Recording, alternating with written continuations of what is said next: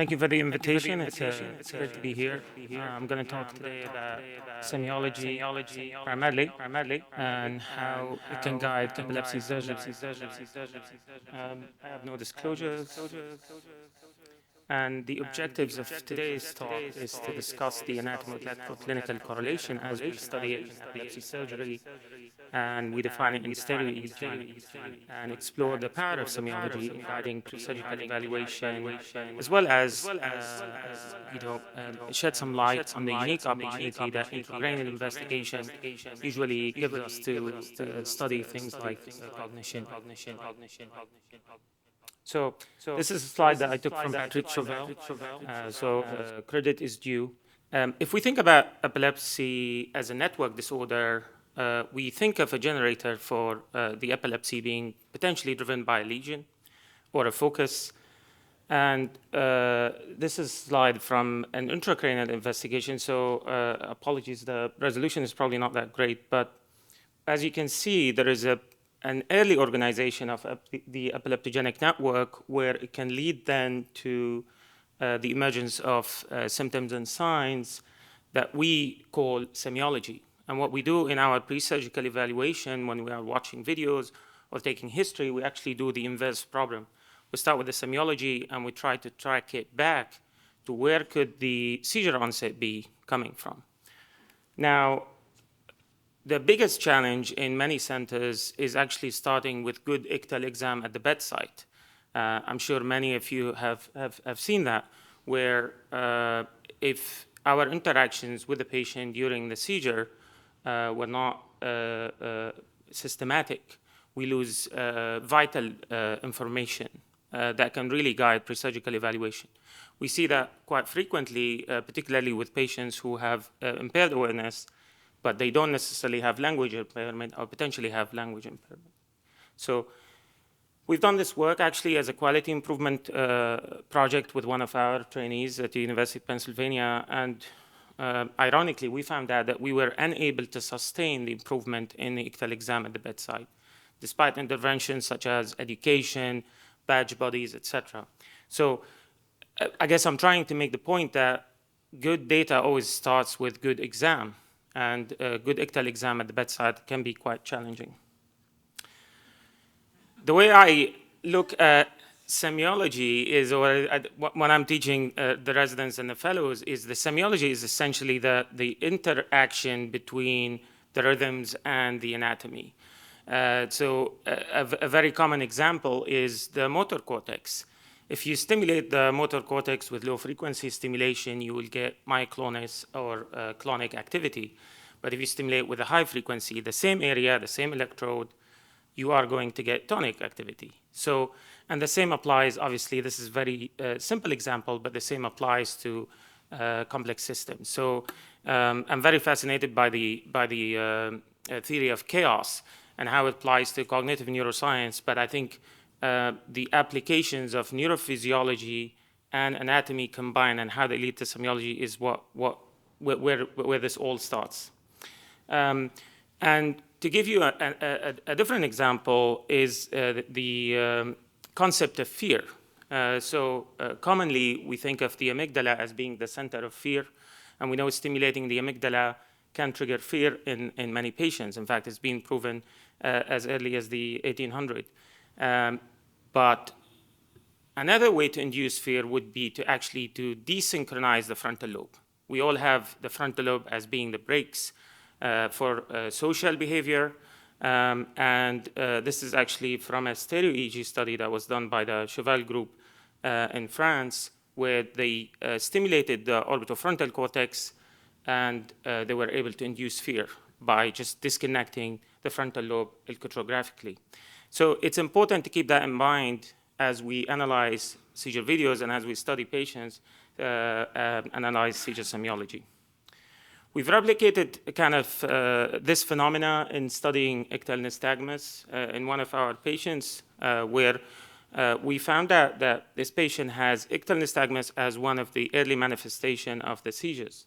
And interestingly, we implanted bilaterally in the primary and association visual cortices And we realized that when the visual cortex synchronizes in the alpha frequency band is when the patient actually has nystagmus. So we're talking about lingual gyrus, middle occipital gyrus. When they synchronize together in alpha frequency is when the patient actually has nystagmus, possibly driven by the oculomotor complex. Potentially a release phenomena, and not necessarily driven by a cortical generator. So more on the semiology, I think one of the other aspects of epilepsy surgery, as we do more and more minimally invasive procedures, and we had a great talk about neuropsychological evaluation, we realized even in children that taking more tissue than necessary can have a tremendous impact cognitively. And the way I say this is it's like the Goldilocks principle. You just got to take the right amount of tissue that will make the patient seizure-free, but will not cause significant cognitive deficit. And with that, we are tasked as epileptologists and as healthcare professionals to really narrow down epilepsy down to the millimeter potentially.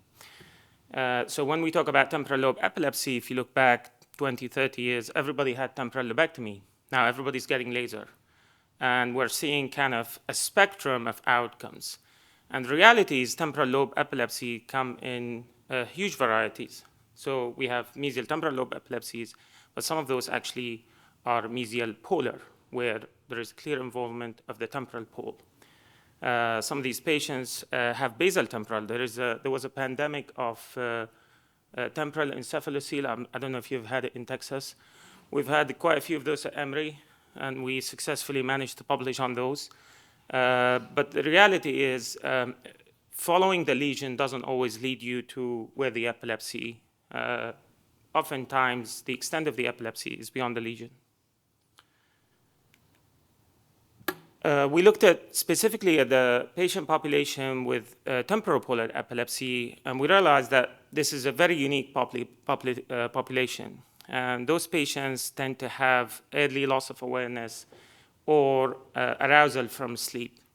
But many did not have secondary generalization, many did not have auras or somatosensory phenomena.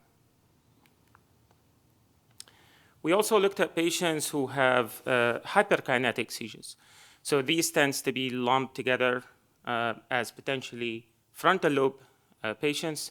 But the reality is, as we talk about circuitry and about network, many of those patients can be mapped out with various investigations, including stereo EEG. This particular study, we used the SPECT imaging to look at patients with 3 different types of hyperkinetic seizures. So we have patients who have more kind of forward, backward types movement, which was called as type 1. And we have patients who have mostly gyrational movements along the long axis of the body. And then you have type 3, which is the combination of these 2 types. And what we've realized is that the networks that subserves those types of seizures are completely different. So in type 1, for example, which is on the far left, we can see that the involvement is primarily in pregenual, subgenual, cingulate, in addition to orbitofrontal cortex, whereas in type 2, it's a little bit more posterior. We see it more in the mid-cingulate area. And with type 3, it was almost completely out of both areas and more predominantly in the temporal pole.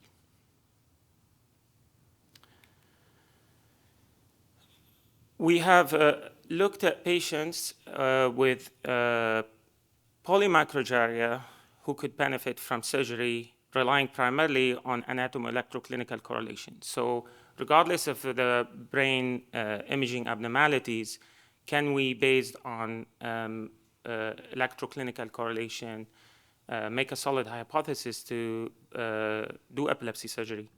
And it's granted that this is relatively small cohort, so we have 7 patients who underwent resection guided either by stereo EEG or by ECOG.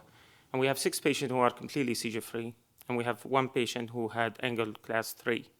But overall, these patients did pretty well.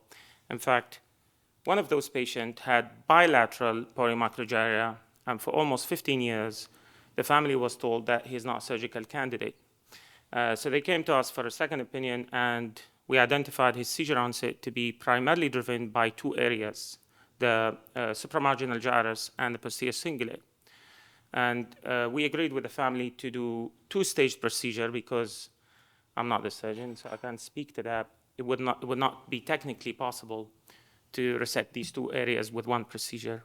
He underwent two resections, 6 months apart, and he became completely seizure-free on medication.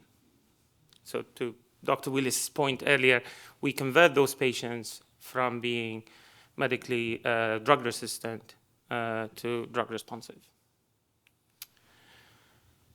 I'm a big proponent of the idea to look at all the data in its totality, and as much as we see a lot of emphasis in the literature on the value of lesion on MRI in guiding potential surgical outcome, I think in our own experience, we've seen that it's not just the MRI, it's actually the semiology and the electroclinical data that plays a pivotal role in guiding the outcome. So this is our brief kind of cohort of 13 lesional patients and 27 non-lesional patients who underwent investigation at the Children's Atlanta between 2019 and 2021. So we wanted to demonstrate those who have at least 1 year of seizure freedom. And we looked at how we did with that, and it looked like we actually did better with the non-lesional patient than with the lesional patients, if anything. And if you look at the breakdown, 77% of the patients across both lesional and non-lesional did actually pretty well. So the outcomes in many ways are comparable, but with the caveat that this is a very small series, of course.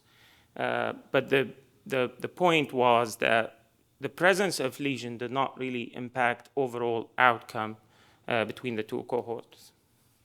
And when we looked more specifically as to how did the lesion affect the epileptogenic network in those patients who were studied with stereo EEG, we saw the split into three categories where either the lesion was not involved at all, or the lesion was part of a more complex network, or part of the lesion was actually part of the network, but some other part of the lesion was not related to the epilepsy. This is another example of what semiology and electroclinical correlation can actually help with. This is a child who came with ESES, developmental delay, and had severe behavioral problem, and was already on 3 medications. And as you can see, his EEG was quite busy.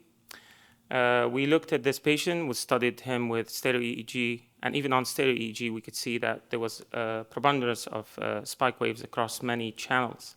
However, we were able to identify seizure onset and do cortical stimulation to verify seizure onset. And eventually, the child actually became seizure-free, and this is his EEG post-surgery. The study of semiology can guide implantation tremendously, and equally, if you study neuroanatomy to define details, you can actually guide implantation. I'm going to skip through this. We can use the intracranial investigation to study cognition more precisely. And this is a paper that we published last year where we looked at the correlation between functional MRI, WADA, passive mapping, and cortical stimulation. And it was fascinating to see how circuitry were mapped differently amongst these various investigations.